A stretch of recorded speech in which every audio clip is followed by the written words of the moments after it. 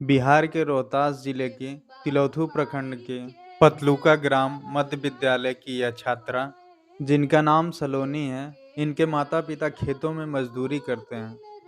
आज इनके वायरल होने से इनके माता पिता ही नहीं बल्कि इनके स्कूल के गुरुजन, बिहार के शिक्षा मंत्री भी इनकी सराहना कर रहे हैं और बिना म्यूजिक के ही अपने मधुर स्वर से इस बिहार की बेटी ने लोगों का मन मोह लिया है।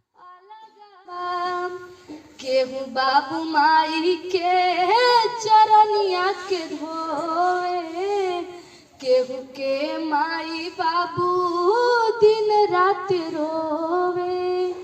माई के ममता कहिर होवे, माई के ममता कहिर होवे।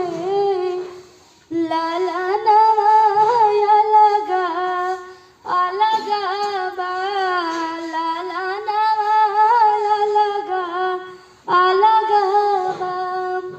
हीरा जनम पवला सुंदर तन हो, तब काहे तना बा गंदा तोहर मन हो।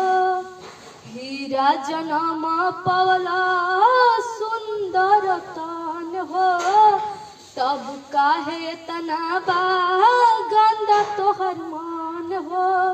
सब कर नहिया कहिर होवे, सब कर नहिया कहिर होवे।